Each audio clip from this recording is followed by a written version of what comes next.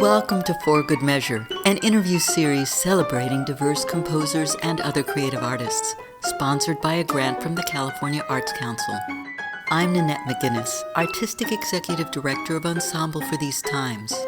In this week's Lunar Module episode, we are joined by E4TT Lunar Composition Lab Commission composer Caleb Palka, who we spoke to in June 2024. Thank you so much for doing this interview with us, and congratulations on being chosen in the call for scores to write a piece for us. Thank you so much, and thank you for having me. Our pleasure. Looking forward to your piece, actually. So first, please tell me about yourself, who you are, where you grew up, your background in music, where you're going next, what's important to you. Tell us about Caleb. Yes, so I grew up in Portland, Oregon. And I started playing violin when I was 5, did Suzuki violin lessons.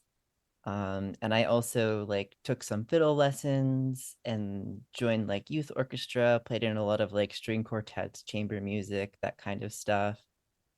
And later in high school or so, I started viola as well.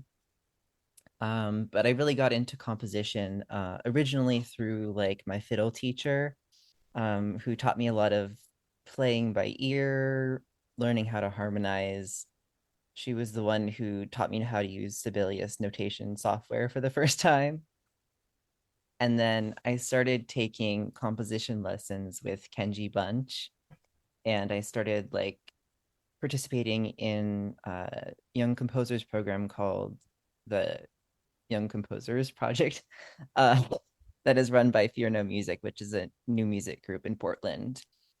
And that was really the first time that I was writing for an ensemble of people that were playing my music. And that was really fun. And around the same time, I also started studying with Ryan Francis as well. And it was through the Young Composers Project that I developed music to be able to apply for Lunar Lab. And when I joined Lunar Lab, it was a lot of fun studying through Lunar Lab. Yeah. That's great. That's great. And where are you now? Are you still in Oregon? No, I'm actually, I call the Adirondacks my home now. My mom moved to the Adirondacks when I started college. And so now we live in a very small town called Wanakina. Mm. And I'm here for the summer. I'm going to college at USC Thornton in Los Angeles, but summers I'm back here sort of taking in the nature. Yeah, the Adirondacks are all of that. They're gorgeous. Yeah. So you're a bi-coastal human. Yes. Wonderful. What's important to you in music? What's on your mind right now as a composer or musician?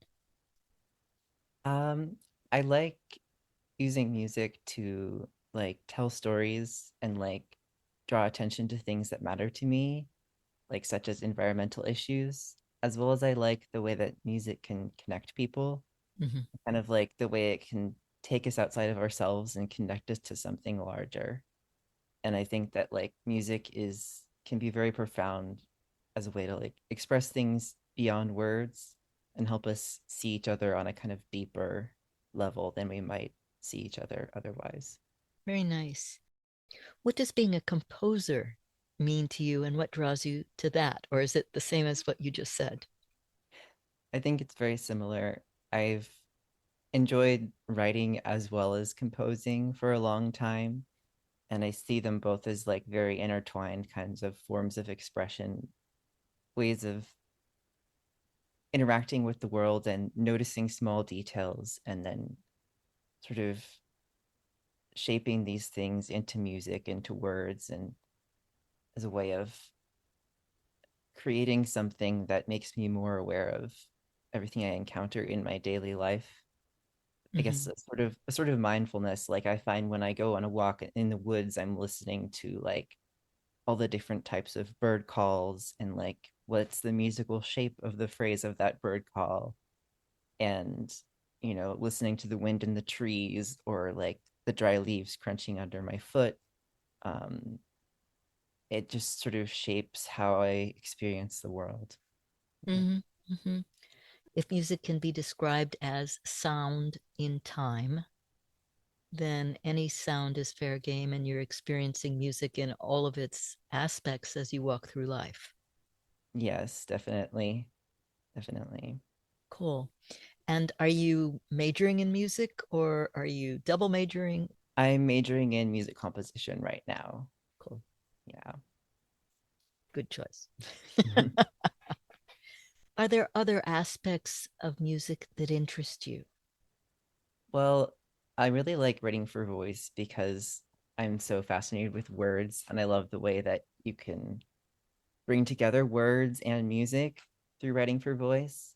But I also really like um, working with electronics, and particularly like composing at my synth, or also like doing field recordings. I've started Mm-hmm. doing a lot of field recordings over the summer, recording especially bird song, and finding ways to bring that into my music as another way of interacting with the sort of music that I hear around me in nature. I think those are some things that I really love about music. I've also started learning acoustic guitar this past year, which has been Mm. fun, bringing in a different approach to music through like songwriting on the guitar has been an interesting journey. Yeah. Acoustic guitar, as in classical or more kind of singer songwriter pop? More more singer-songwriter. Yeah. No, that's fun. I did that in high school. It's really wonderful. Oh, So, nice. thank you for listening to For Good Measure, and a special thank you to our guest, Caleb Palka, for joining us today. If you enjoyed this episode, please subscribe to our podcast by clicking on the subscribe button and support us by sharing it with your friends, posting about it on social media, and leaving us a rating and a review. To learn more about E4TT, our concert season online and in the Bay Area, or to make a tax-deductible donation, please visit us at e4tt.org. This podcast is made possible in part by a grant from the California Arts Council and generous donors like you.